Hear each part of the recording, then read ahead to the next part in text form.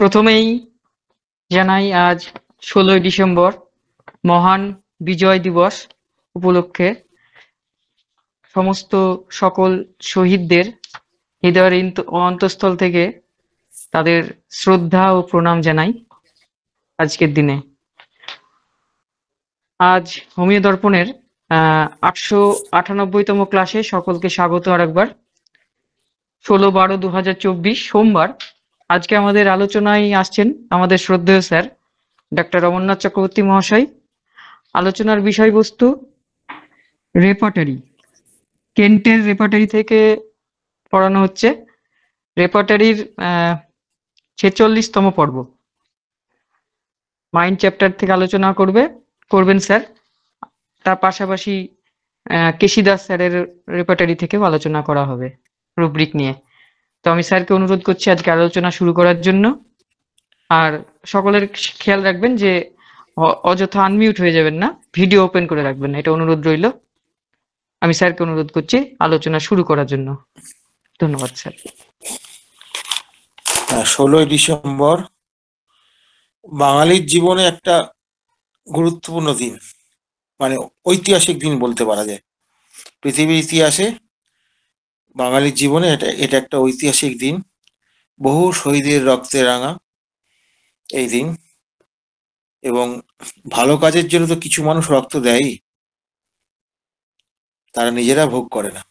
ফলে এইসব মানুষদের আমি অন্তর থেকে শ্রদ্ধা জানাই, তাদের প্রণাম জানাই, এবং বাঙালি হিসেবে গর্বিত মনে করি, কারণ আমিও বাঙালি। তো ফলে তাদের সকলকে শ্রদ্ধা জানিয়ে তাদের কাছে আশীর্বাদ প্রার্থনা করে আমরা আজকের আলোচনা শুরু করছি। আমি প্রথমে যেমন আমি করি, প্রতিবার একটা করে মেন্টাল রুব্রিক নিয়ে আলোচনা করি, এবং আজকে এই রুব্রিকটা নিয়ে যখন আলোচনা করবেন তখন দেখবেন অনেকের আফসোস হবে। আরে এরকম তো বলে, আমরা তো বুঝতে পারি না। আমি একটা কথা মজা করে বলি, ওই আবার হচ্ছে টাওয়ারের গন্ডগোল। যতই ফোন করুন, টাওয়ার যদি গন্ডগোল হয় আপনার ফোন যাবে না, আটকে যাবে। এখানেও তাই, রুগী বলছে আমরা শুনছি, টাওয়ারের গন্ডগোল। শুনলেও শুনি না, বুঝতে পারি না, শুনে বুঝতে পারি না যে রুগী ঠিক কি বলতে চাইছে। এই যে জায়গাটা, এইটা হচ্ছে একটা খুব মজার ব্যাপার। আপনারা দেখবেন যখন আমরা পাজলড হয়ে যাই তখন দেখবেন মাথায় হাত দিয়ে আমরা বসে পড়ি, মাথাটা ঝুঁকিয়ে থাকি। এরকম দেখবেন আপনার অনেক সময় এরকম হয়, এবং এটা মাথা যন্ত্রণা হলেও করতে পারে, কিন্তু পাজল হলেও মানুষ করতে পারে। যখন পাজল মানে কিং কর্তব্য বিমূঢ়, কি করব আমি এখন, কি করা উচিত। এই ক্যাওটিকটা হচ্ছে কি মাইন্ডের একটা স্টেট, সে কমপ্লিটলি কনফিউজড মানে কি করব, এই করব না ওই করব, এই বলবো না এই করব, এটা করা উচিত না ওটা করা উচিত, এই তার কনফিউজ স্টেজ আছে। তার সঙ্গে কি হচ্ছে, তার ডিসঅর্ডার মানে কি, কোনোটা অর্ডারে নাই, তার চিন্তা ভাবনা কাজকর্ম কোনোটা অর্ডারে নেই। এই যে স্টেটটা এইটাকে বলা হচ্ছে ক্যাওটিক মানে একটা বাংলা মানে আছে বিশৃঙ্খলা। হ্যাঁ, বিশৃঙ্খলা বললে ঠিক বোঝা যাবে না, তালগোল পাকানো।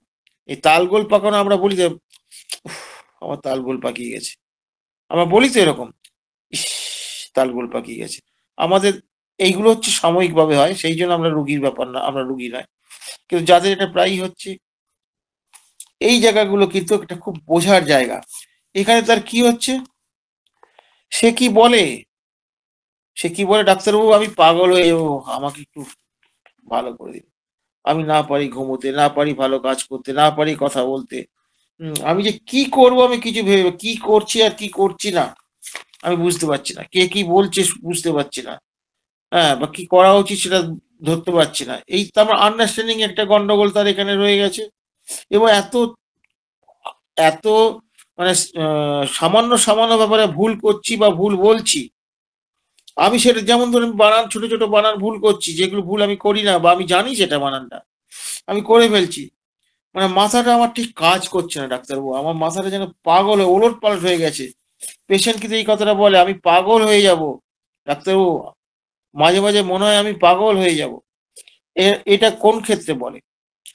যে ক্ষেত্রে দেখবেন চরম অশান্তির মধ্যে আছে, খুব ভালো করে বুঝুন, চরম অশান্তির মধ্যে আছে বা অশান্তির মধ্যে দিনের পর দিন অশান্তির মধ্যে আছে, কিন্তু পেশেন্টটা কিন্তু সঙ্গে সঙ্গে অসুস্থ হয়ে পড়ছে না। কয়েক বছর বা বেশ কিছুদিন অসুস্থ হওয়ার পরে, অ্যাকুট কেসটা বাদ দিলাম, ক্রনিকের ক্ষেত্রে বেশ কিছুটা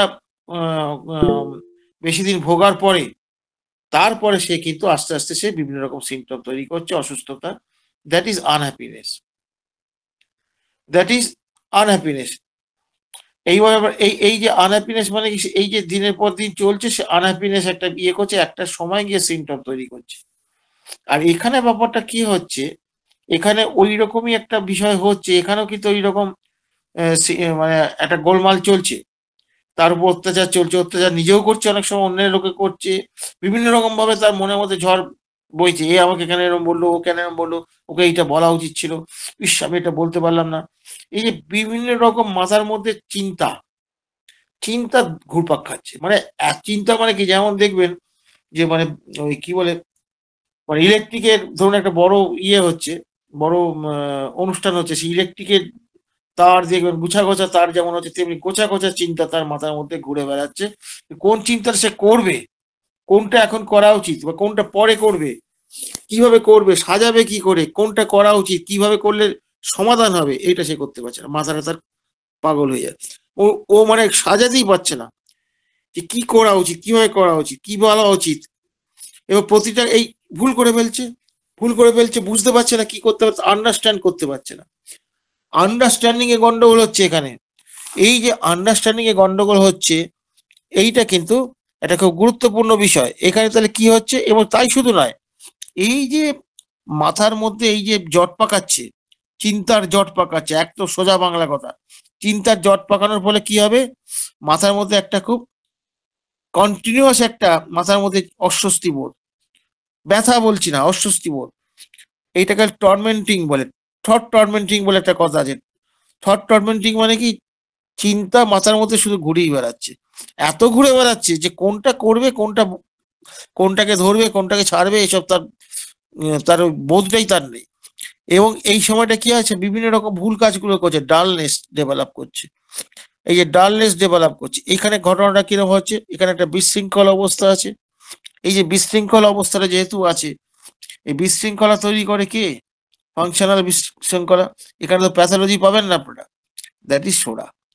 সোডা ইটসেলফ কিন্তু এটা করতে পারছে না। তার সঙ্গে একটা জিনিস লক্ষ্য করে, তিনটে জিনিস এখানে আছে। পেশেন্ট কি বলছে, আমি পাগল হয়ে যাব। পাগল হয়ে যাবো কেন বলছে, সে বুঝতে পারছে না তার কি করা উচিত, যার জন্য সে কি করছে, লোকের সঙ্গে ব্যবহারও খারাপ করছে, কথা বলতে গিয়ে উল্টোপাল্টা কথা বলছে, লিখতে গিয়ে উল্টোপাল্টা কথা বলছে, রান্না করতে গিয়ে উল্টোপাল্টা করছে। মানে তার মধ্যে কি যে করবে, পরিষ্কারভাবে কোনো কিছু ধারণা নেই, পরিষ্কারভাবে সে বুঝতে পারছে না আমার এইটা করা উচিত, এইটা করলে পরে আমার সেই চিন্তাটা থাকছে না। সে আপনার কাছে কমপ্লেন করবে, ডাক্তারবাবু আমার মনে হচ্ছে পাগল হয়ে যাবো, আমি আর পারছি না, আমি আর সহ্য করতে পারছি না সংসারের এই অশান্তি, অমুক তমুক ইত্যাদি ইত্যাদি সে বলছে। কিন্তু লক্ষ্য করে দেখুন যে এই যে আনহ্যাপিনেস যে পেশেন্টটা, যেটা যেটা বললাম, আনহ্যাপিনেস পেশেন্ট কিন্তু পাগল হয়ে গেছে, এই এক্সট্রিম পর্যায়টা সে যায় না।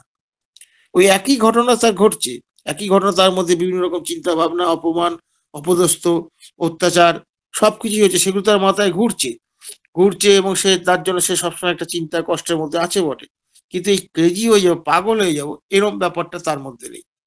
এইটা হচ্ছে পার্থক্য।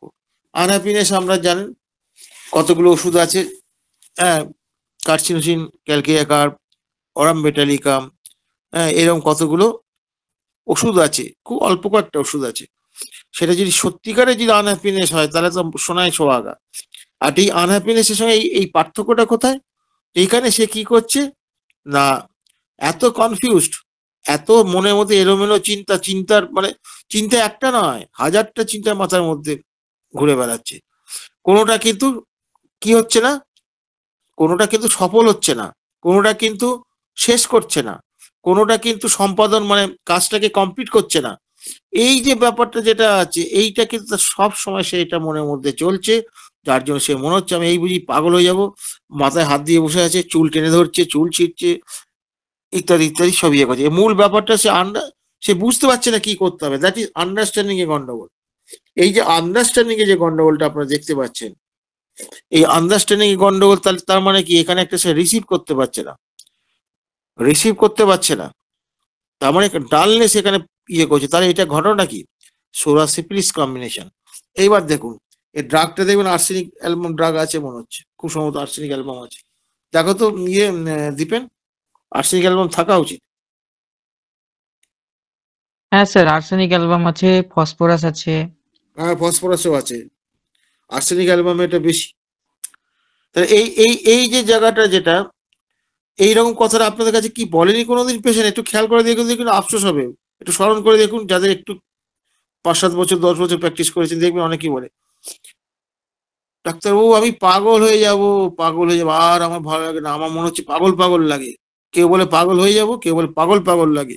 কি করবো আমি কিছু বুঝতে পারি না, কি বলবো আমি বুঝতে পারি না, কি করা উচিত আমি ধরতে পারি না, আমি শুধু ভুলই করে যাই। ভুলটা আমি ইচ্ছা করে করি না, হয়ে যায়। তার করবার ক্ষমতা আছে, কিন্তু তবু সে ভুল হয়ে যায় তার।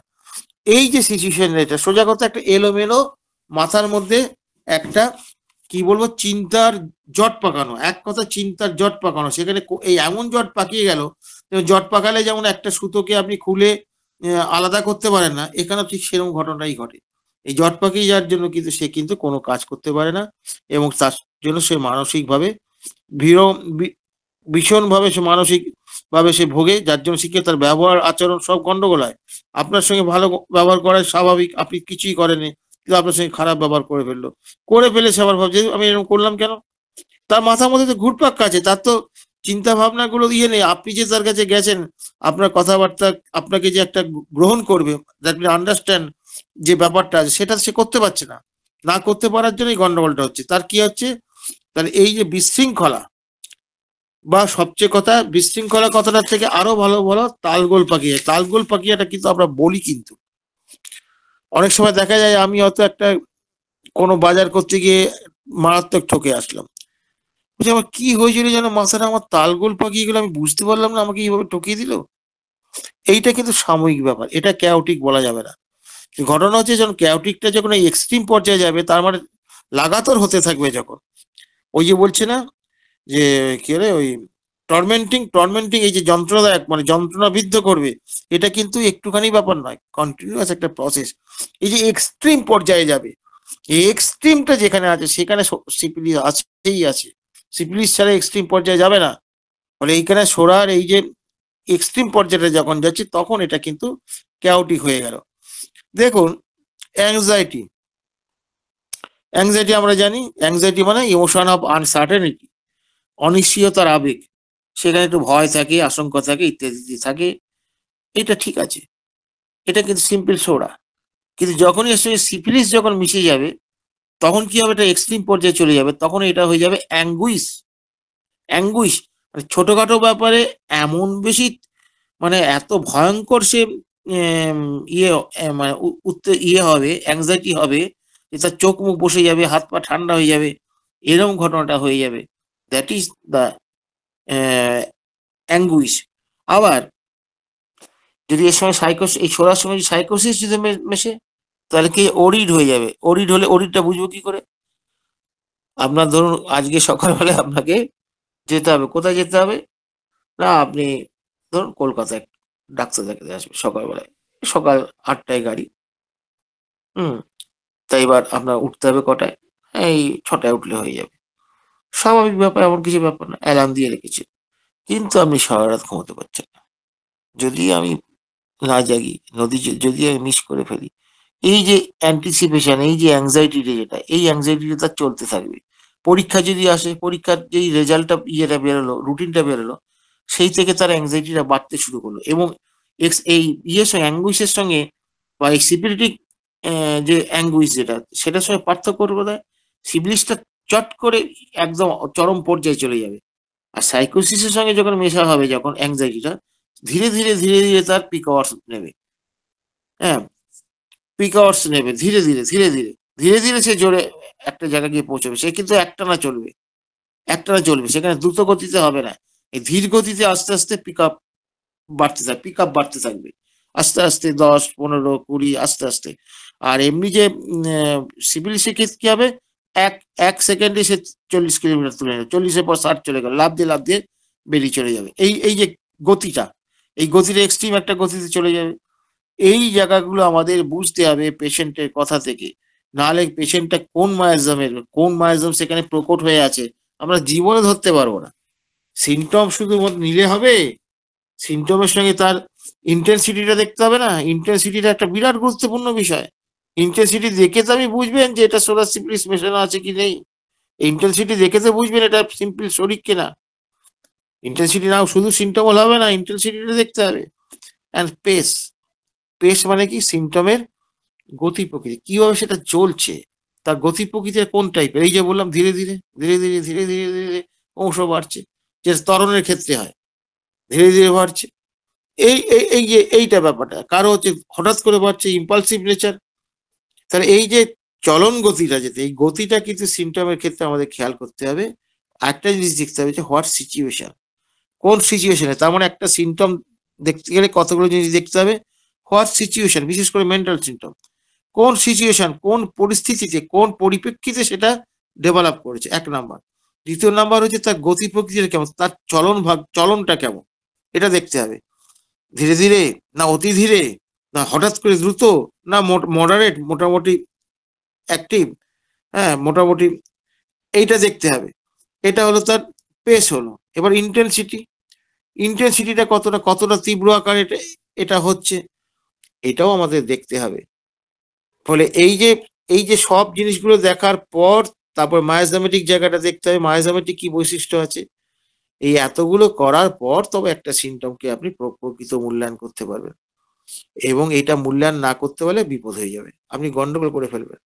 আপনি অনেক সময় দেখবেন যে আপনি একটা রেকর্ডিং করেছেন, একটা মেন্টাল সিমটম হয়তো আছে, যেমন ধরুন তার সিম্প্যাথেটিক আছে প্রচন্ড, কিন্তু আপনি যখন রেকর্ডিংটা যখন করলেন সবকিছু, তখন আপনি কি দেখতে পাচ্ছেন না, অন্য মেন্টাল সিমটমে ইন্টেন্সিটি আর স্পেসটা মারাত্মক, মারাত্মক। তখন কিন্তু দরকার বলে এই সিম্প্যাথিটাকে বাদ দিয়ে দিতে হবে, বাদ দিয়ে প্রেসক্রিপশন করতে হবে। এইটা একটু বললে পরে অনেকের মাথা বং ঘুরে যাবে। এটা আমি শুধু কানে দিয়ে রাখলাম। এগুলো করতে করতে আপনি নিজেই উপলব্ধি করবেন। আমরাও একসময় এগুলো বুঝতে পারতাম না, আমরা সব যোগ করতাম, যোগ করে যে বেশি পেত তাকে দিতাম। হোমিওপ্যাথিতে এই অঙ্ক চলে না। মানে জড় বিজ্ঞানের বা জড় চিন্তা ভাবনার, হ্যাঁ স্থূল বিজ্ঞানের চিন্তা ভাবনার সঙ্গে হোমিওপ্যাথি মেলে না। হোমিওপ্যাথিটা বড় অনন্য সাধারণ। প্রতিটি ক্ষেত্রে কিন্তু হোমিওপ্যাথির ভাবনা চিন্তাগুলো একটু অন্যরকম, একটা আর্টিস্টিক।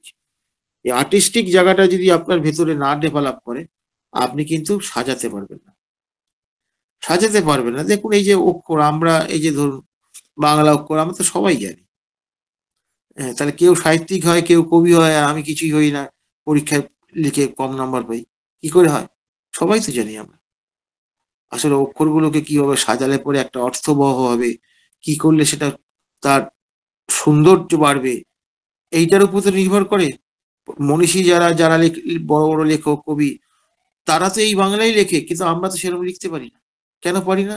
আমরা সাজাতে পারি না, সেই ক্যাপাসিটিটা নেই, আমাদের আর্টিস্টিক ব্রেন নেই। আর্টিস্টিক ব্রেন ওদের আছে বলেই ওইটা করতে পারে। এবং হোমিওপ্যাথির ক্ষেত্রে প্রতিটি রুগী তো আলাদা, কারণ প্রতিটি ক্ষেত্রে আপনাকে নতুন করে ভাবতে হবে, ওই পেশেন্টের জন্য আপনাকে সাজাতে হবে মোটি। আপনি আমাকে যেভাবে করেছেন সেভাবে আরেকজনকে করবেন, এটা হোমিওপ্যাথিতে চলে না। এই জন্যই হোমিওপ্যাথিতে যে অন্যান্য প্যাথিতে এক্সপিরিয়েন্সের একটা মূল্য আছে, এক্সপিরিয়েন্স অনুযায়ী ভোট পড়ে যাবে, হ্যাঁ আমি এটা দেখেছি এই হয়, এটা আমি দিয়ে দেবো। হোমিওপ্যাথিতে এই এক্সপিরিয়েন্সের কোনো মূল্য নেই জড়বিজ্ঞানে। হোমিওপ্যাথিতে এক্সপিরিয়েন্সটা কি, যে ঘটনাটা ঘটছে তার সঙ্গে কোন ল জড়িত, ফলো আপে দেখতে পাচ্ছেন কোন ল জড়িত, পেশেন্টটা সে ভালো দিকে যাচ্ছে না মন্দ দিকে যাচ্ছে, এইটাকে বোঝা। মানে এখানে আপনি তো ওইভাবে হিসেব করতে পারবেন না, হিসেব করা যাবে না ওখানে। ফলে হোমিওপ্যাথির ক্ষেত্রে প্রতি মুহূর্তে কিন্তু আপনাকে ভাবনা চিন্তাগুলো নতুন করে করতে হবে। এক একটা রুগী এক একটা সিমটম যখন বলছে, তার মুখের এক্সপ্রেশনটা দেখতে হবে, কতটা জোর দিয়ে বলছে, কতটা দৃঢ়তার সঙ্গে বলছে, এবং সেটাকে পরিষ্কার পরিচ্ছন্ন ভাবে সাজিয়ে গুজিয়ে নিয়ে তবে গ্রহণ করতে হবে। নাহলে গন্ডগোল। এই যে ক্যাওটিক যেটা বললাম, আপনারা একটু খেয়াল করে দেখুন, যারা অন্তত 8-10 বছর প্র্যাকটিস করেছেন তারা এই কথাটা কিছু বিশেষ করে এটা মহিলাদের ক্ষেত্রে হয়। শুনেছেন আপনি কি, না ডাক্তারবাবু আর পারি না, সংসারের জ্বালা, পাগল হয়ে যাবো, আমি আর পারি না। জ্বালিয়ে খেলো, স্বামী জ্বালিয়ে খেলো, ইয়ে জ্বালিয়ে খেলো। এই যে জ্বালিয়ে খাওয়াটা অত্যাচার নাও হতে পারে, কিন্তু অত্যাচার না, অত্যাচার অত্যাচার করবো বলে তারা করে এমনটা নয়। তাদের আচার আচরণের ফলে ইনি কিন্তু মানে আর কি ইয়ে হচ্ছেন, কষ্ট পাচ্ছেন। তো ফলে এই যে কন্টিনিউয়াস একটা প্রসেস, একটা টর্মেন্টিং, একটা যন্ত্রণাদায়ক প্রসেসের মধ্যে দিয়ে সে যে চলছে, সেখানে সে পাগল হয়ে যাবে ভাবছে।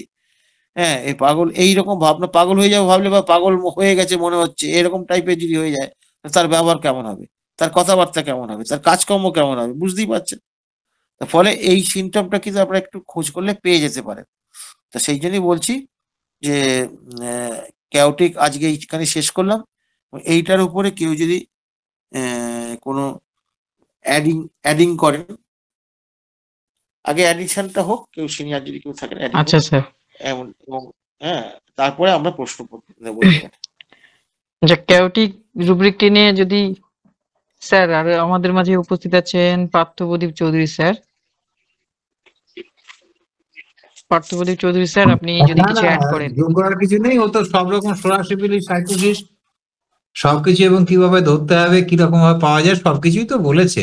আর নতুন করে আর কিছু বলবার না। ঠিক আছে, আর কেউ কিছু বলে বলুন। হুম। আচ্ছা স্যার, তবে স্যার রুব্রিকটার মধ্যে থুজাও আছে। কি আছে? হ্যাঁ, থুজা আছে, থুজাও আছে, তাই বলছি। থ্রুটা থাকতেই পারে, না থাকার কি আছে? হ্যাঁ। সেখানে সে সে সে ভেতরে ভেতরে সে ইয়ে হয়ে গেছে, কিন্তু উপরে প্রকাশ করবে না।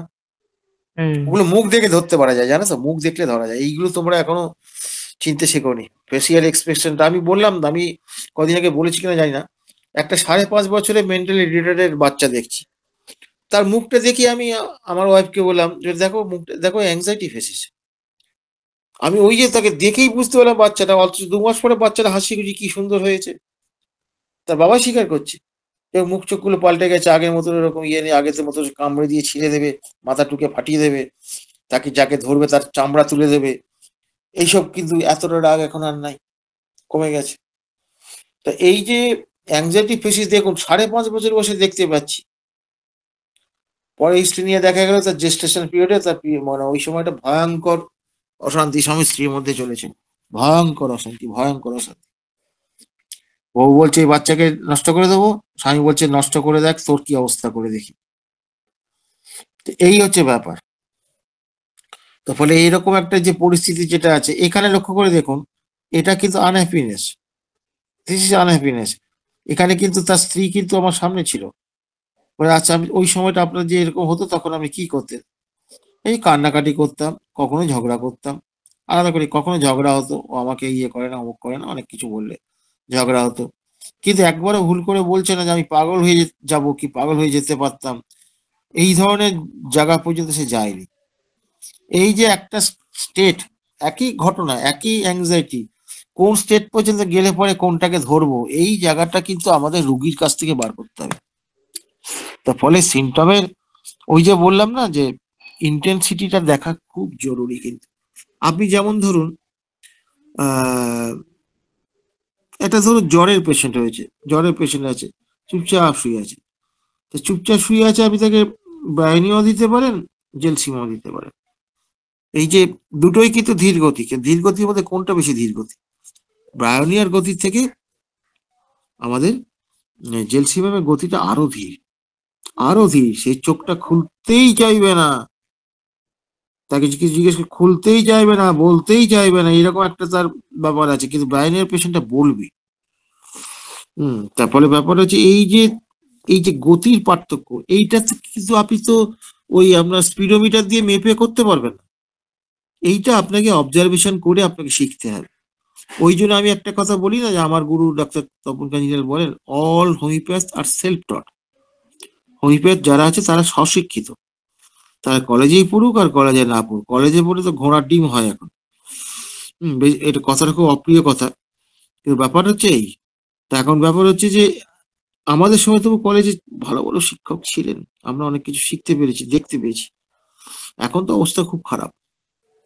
তার ফলে এই যে আমরা পেশেন্টের ক্ষেত্রে এই যে তার কথাগুলোকে যে আদায় করব, আদায় করে তাকে ঠিক ঠিক জায়গায় আমার তার সিমটম গুলো ইন্টেন্সিটি দেখে বুঝতে পারবো, এইটা কিন্তু খুব গুরুত্বপূর্ণ বিষয়। এই জায়গাটা কিন্তু সবসময় সিমটম নেওয়ার ক্ষেত্রে এটার সঙ্গে এর সঙ্গে একটা যোগ করতে হবে, সিমটম বিশেষ করে মেন্টাল সিমটম, মোডাস অপারেন্ডি। এটা কেন সে করছে, উদ্দেশ্য কি, কি কারণে করছে, এই কতগুলো পয়েন্ট ভালো করে যাচাই না করে সিমটমটা লিখবেন না মেন্টাল। আর মেন্টাল সিমটম তখন ভিত্তি করে ডিপেক্টিং ডাক দেবেন, পেশেন্টের বড় হয়ে যাবে। একটা কথা মনে আচ্ছা রাখবেন, অনেক ক্ষেত্রেই আমাদের যে ওষুধ কাজ করে না তার জন্য আমরাই দায়ী। আচ্ছা স্যার, এটুকু বলা। হ্যাঁ, হ্যাঁ এবার আর কেউ যোগ করতে চাই যোগ করুক, নাহলে প্রশ্ন। আচ্ছা, প্রশ্ন থাকলে আপনারা করুন। এই রুব্রিকটির উপরে যদি কারো কোনো প্রশ্ন থাকে আপনারা করুন, আর প্রশ্ন যদি না থাকে আমরা তাহলে পরবর্তীতে যাব। প্রশ্ন কি আছে কারো? যদি প্রশ্ন থাকে আপনারা করুন।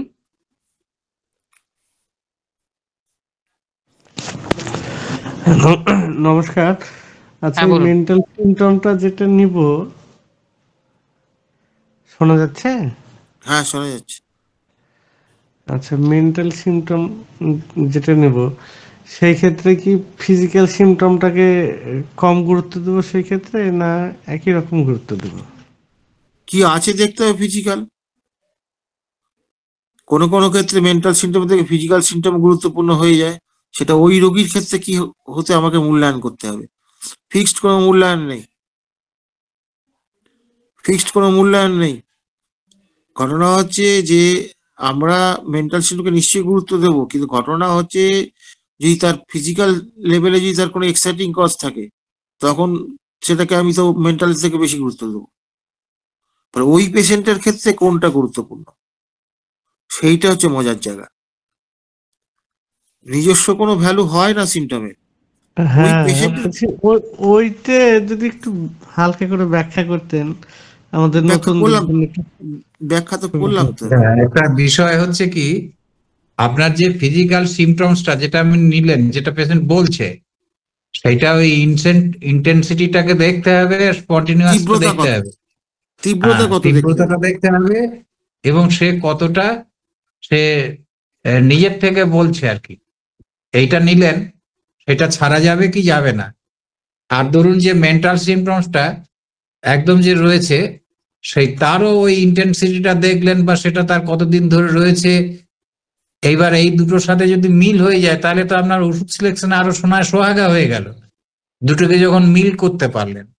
এইবার ধরুন এমন কিছু একটা ফিজিক্যাল সিমটমস রয়েছে, সেটা তো ফিজিক্যাল জেনারেল না পার্টিকুলার, না সেটা প্যাথোলজিক্যাল সিমটমস, এটা একটা বিষয়। এখন তো যদি সেটা ফিজিক্যাল জেনারেল হয় তার গুরুত্ব বেশি, আর যদি সেটা পার্টিকুলার পার্টে হয়, বা ধরুন একটা কমন সিমটমস হয়, তাহলে তার গুরুত্বটা কম। এইরকম ভাবে আমাদের দেখতে হবে। বোঝাতে পারলাম কি বিষয়টা? হ্যাঁ, হ্যালো। ধন্যবাদ স্যার। হ্যাঁ, ধন্যবাদ স্যার, বুঝতে পেরেছি, থ্যাংক ইউ। আচ্ছা, খুব সুন্দর স্যার, বুঝিয়ে দিলেন। আর কারো প্রশ্ন আছে?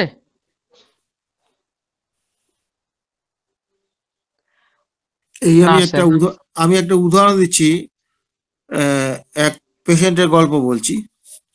সে পেশেন্ট বলছে যে আমি সমুদ্রের ধারে গেলেই আমার শরীরের সব কষ্ট চলে যায়। আমি ওখানে মাঝে মাঝে সমুদ্রের ধারে এসে বেড়াতে যায়, তারপরে সপরিবারে গিয়ে 5 দিন 7 দিন থেকে আসে। মানে সমুদ্রের ধারে কদিন থেকে আসলে পরে তারপরে অন্তত মাসখানেক আমি খুব সুস্থ থাকি। এই সি আর অ্যামোলেশন, এটা একটা মডার্নিস বটে। তো ঘটনা হচ্ছে কি, যে এটা অনেক মেন্টাল সিমটমের থেকেও এটা বেশি গুরুত্বপূর্ণ, কারণ এটা খুব রেয়ার ঘটনা। ফলে ওইরকম মানে গিট বেঁধে বসে থাকলে হবে না, গিট বেঁধে বসে থাকলে হবে না। কোন ক্ষেত্রে কোন সিচুয়েশনে পেশেন্টের মধ্যে সিমটমটা আছে, এটা খুব রেয়ার ঘটনা তো, এটা রেয়ার ঘটনা। আমার একটা একটা হাঁপানির কেস আমার মনে আছে, একজন অর্থোপেডিক সার্জনের স্ত্রী ছিলেন। তার ওই হাঁপানির কেসটা হচ্ছে কি, তার এই শিলিগুড়ির একটা জায়গা পেরোনোর পর থেকে তার শ্বাসকষ্ট শুরু হয়, এবং দার্জিলিং এ তখন তার পোস্টিং ছিল ভদ্রলোকের। তা ওরা, ও হচ্ছে মানে অর্থোপেডিক যে ইয়ে ছিল, ও যে ইয়ে করে এমএস করেছে, উনি ফার্স্ট ক্লাস ফার্স্ট ছিলেন, মানে অত্যন্ত গুণী মানে শিক্ষক, মানে ডাক্তার। মেডিকেল বোর্ড হয়েছে পর্যন্ত, কোনো কিছু খুঁজে পাওয়া যাচ্ছে না যে কেন শ্বাসকষ্ট ওখানে হচ্ছে। ওখানে সামান্যতম ধোঁয়া সহ্য করতে পারে, এবং ওখানে রীতিমতো তার ওই ওষুধগুলো ইয়ে করতে হয়, ব্যবহার করতে হয়, স্টেরয়েড গুলো ব্যবহার করতে হয়, করে কোনো রকম ভালো থাকে, মানে খুব ভালো থাকে না, একটা কষ্ট তার থেকেই যায়। আবার যখন ওখান থেকে নেমে যখন আসে শিলিগুড়ি একটা জায়গা আসার পর থেকে আর কিছু হয় না। কলকাতায় এসে থাকলে কলকাতার মধ্যে যে দূরের মধ্যে আছে, কিচ্ছু নেই, নাথিং এলস। এই যে পেশেন্টটা যেটা, আমি এটাকে হাই প্লেস অ্যাগ্রাভেশন ধরলাম, তার সঙ্গে মেন্টাল সিমটম নিয়ে আমি তাকে ফসফরাস দিয়েছিলাম। কিছু ইরাপশন বেরোলো, আমি বলে দিয়েছিলাম এগুলো হতে পারে, কিছু করবে না, এবং সেই ইরাপশন বেরোতে পেশেন্টটা কিন্তু সম্পূর্ণ কিওর হয়ে গেল। তাহলে এখানে ব্যাপারটা কি হয়েছে, এই যে বোঝাটা আপনি তো বুঝতেই পারলেন না, আপনি তো হিসেব করছে শিলিগুড়ি ওইদিকে বাড়ে, পাহাড়ে ওইদিকে বাড়ে, আমি পাহাড়ে ওইদিকে বাড়ে, এবার আপনি কি ধরবেন আপনি যদি না বুঝেন? কিন্তু এইটাকে বাদ দেওয়া যাবে না, এটা এমন একটা মডালিটিসও বটে, এক্সাইটিং কজও বটে। এক্সাইটিং কজ সম্পর্কে হ্যানিম্যান কি বলছেন, যে এটাকে আগে দূর করতে হবে, এটা ফিজিক্যাল লেভেলে হয়তো এক্সাইটিং কজ, এখানে ওই পেশেন্টের ক্ষেত্রে কিন্তু এইটার গুরুত্ব সর্বাধিক বেশি। কোন ক্ষেত্রে কার সর্বাধিক গুরুত্ব বেশি, এটা ওই পেশেন্টটা স্টাডি করার পর বোঝা যাবে। ওটা কিন্তু কোনো ফিক্সড হয় না, ফিক্সড হতে গেলে তো বিপদ হয়ে যাবে। তো অন্যান্য প্যাথিস তো ফিক্সড সবকিছু, আমাদের তো ফিক্সড কিছু নেই, আমরা কাকে কখন কি দেবো নিজেরাই বলতে পারবো না। বোঝা গেছে?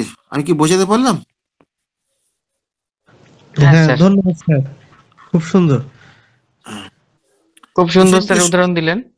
হ্যাঁ, এরকম হয় রে বাবা, এরকম আচ্ছা ঘটনা এরকম ঘটে, অনেক কিছু এরকম ঘটে। আচ্ছা স্যার, তাহলে আমরা পরবর্তী ইতে চলে যাই, পর্বে। হ্যাঁ,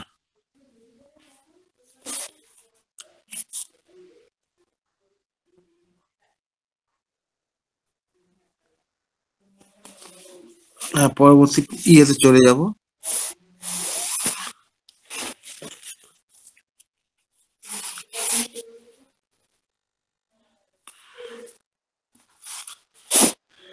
আমি কি শুরু করব, ইয়ে দিবেন?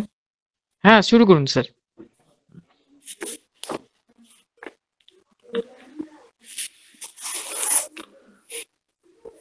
দেখো, এত অযত্ন আর অবহেলা, এত অযত্ন আর অবহেলা, অযত্ন অবহেলায় তো অনেকে মানুষ হয়,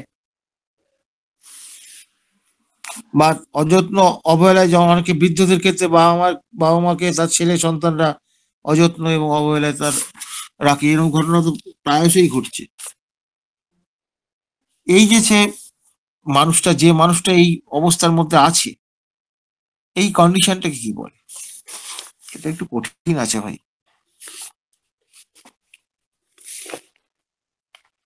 হ্যাঁ, একটু ভুল হয়ে গেছে।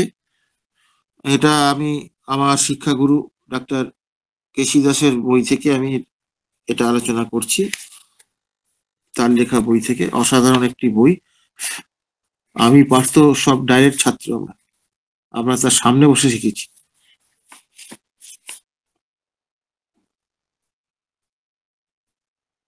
এটা কেউ বলতে পারবেন?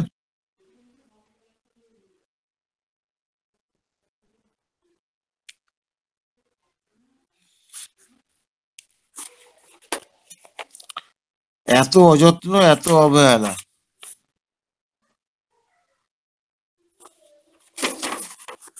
কেউ বলতে পারবেন?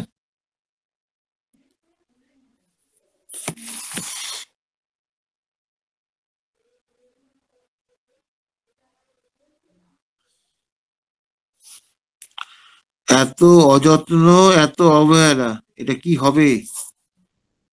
রুব্রিক কি হবে মেন্টাল?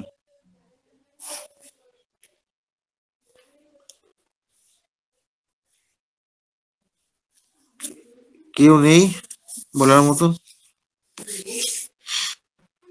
আমার কথা কি শোনা যাচ্ছে না? হ্যাঁ, শোনা যাচ্ছে স্যার। ও, তাহলে কোনো অ্যান্সার আসছে না? অ্যান্সার তো পাচ্ছি না স্যার। ও, তাহলে বলে দিতে হচ্ছে mind indiscretion. Mind indiscretion 55 page. হ্যাঁ 85 না 50 55। 55। হ্যাঁ। হ্যাঁ, আরেকটা ইনডিসক্রিশন আছে, সেটা তুমি ওই ডায়রিয়ার আন্ডারে রেকটামে গিয়ে পাবে। রেকটামে ডায়রিয়ার ওখানে রেকটামে পাবে। ওখানে ইনডিসক্রিশন অফ ডায়েট বলা আছে। ইনডিসক্রিশন ডায়েট মানে খাওয়া দাওয়া, স্বাভাবিক যে খাওয়া দাওয়া গুলো সে করে যে, হ্যাঁ, সেই খাওয়া দাওয়ার টাইম টেবিল গুলো যদি গন্ডগোল হয়ে যায়, বা যে যে খাবারগুলো খায় সেই খাবারগুলো না খেয়ে অন্য ধরনের খাবার যদি খায়, সোজা কথা খাওয়ার একটা গন্ডগোল যদি হয়, গন্ডগোল মানে কি, অভ্যাসবশত মানে তার খাওয়ার একটা টাইম ছিল কিরকম না, ধরো ওই সকাল 10টায় খায়, বিকেল 5টায় খায়, এই যে নিয়মে সে খায়, এই নিয়মে খেলে পরে তার কিন্তু অসুবিধা কিছু নেই। তার স্ত্রী কিন্তু, হ্যাঁ, তার স্ত্রী কিন্তু তাকে ঠিক ঠিক টাইমে দেয়। টাইমে যদি না খায় তাহলেই তার গ্যাস অম্বল শুরু হয়ে যায়, ঝামেলা হয়। তাহলে এই যে টাইমে খাওয়া মানেটা কি, শরীরটাকে যত্ন করা। তো যত্ন না করলে এরকম ঘটনা হবে, এবং ঠিক টাইমে না খায় এটা অবহেলাও বটে। ফলে এই যে মনের দিক থেকে যে এই যে অবহেলা অযত্ন বলে যেমন ইনডিসক্রিশন হচ্ছে, খাদ্যের ক্ষেত্রে তাই। হ্যাঁ, আমার হচ্ছে কি, আমার হচ্ছে ঝোল ভাত ভালো লাগে, এবার আমার লোভ হলো ইলিশ মাছ একটু ইয়ে দিয়ে সর্ষে ভাপা দিয়ে খাবো, ওই একটু হালকা করেই করা হয়েছে, কিন্তু ও আমার ওই খাবার রুটিন চেঞ্জ করলেই গন্ডগোল। ও পেটের গন্ডগোল, পায়খানা, বেশ হাবি যাবি। মোটামুটি একটা রুটিনের মধ্যে চললে, টাইম ঠিক ঠিক টাইমে ধরে ধরে খেলে আমার কিছু হয় না। তারপর আমি ইয়েটা আর কি বলতে চাইছি, দুটোর মধ্যে মিলটা আমি বোঝাতে চাইছি। তো এটাও পাবে কিন্তু, এবং পেশেন্ট বলে সামান্য একটু পরিবর্তন করলে আমার কিন্তু পেটে গন্ডগোল হয়, আমি যদি ওটা ওরম না করি আবার ঠিক হয়ে যায়। তাহলে এই যে জায়গাটা, যেটা এই জায়গাটা কিন্তু একটা খুব গুরুত্বপূর্ণ জায়গা। সে ওই যে সামান্য পরিবর্তন করলে বা ইয়ে হলে পরে তার যে হয়ে যায়, তখন আবার ভাববে না যে এই খাবারটা থেকে তার হয়ে গেল, এটা ভাববে না। এই জায়গাটা কিন্তু খুব বোঝার জায়গা আছে। টাইমের গন্ডগোল করলো, বা সাধারণত যেরকম রেগুলার খায় সেই জিনিস খেলো না, নতুন একটা জিনিস খেলো, সেটা যে খুব তেল মশলা দিয়ে করেছে তা নয়, কিন্তু খেলেই গন্ডগোল, পায়খানা হয়। তা এটা একটা সিমটম আছে। এবং এখানেও তাহলে এখানে কি হচ্ছে, অবহেলা। অবহেলা মানে কি, তার প্রতি যে একটা মানুষের প্রতি যে ভালোবাসা, যত্ন, হ্যাঁ, এইগুলো যদি তার না থাকে, সেটা তাহলে অবহেলা করাই হচ্ছে। তো অবহেলা তো অনেকে মানুষ হয়, যেমন সৎ মায়ের কাছে তার ছেলে হয়তো মানুষ হচ্ছে, ব্যতিক্রম আছে, অনেক সৎ মা অসাধারণ হয়, আমি দেখেছি নিজের চিকিৎসক জীবনে, আমি ভাবতেই পারছি না। এরকম দায়িত্বশীল মহিলাও আছে, বলেই ফেললো যে আমার সন্তানকে যদি আমি বেশি দিই, আমাকে লোকে কি বলবে, আমি মা, তো ও তো আমাকে মা বলেই ডাকে। আমি ছোটবেলায় ওকে আমি যখন দেখেছি তখন খুবই ছোট, ওকে ও তখন ল্যাংটোয় ঘুরে বেড়াতো, আমি ওকে স্নান করিয়ে দিতাম, ইয়ে করে দিতাম, পরে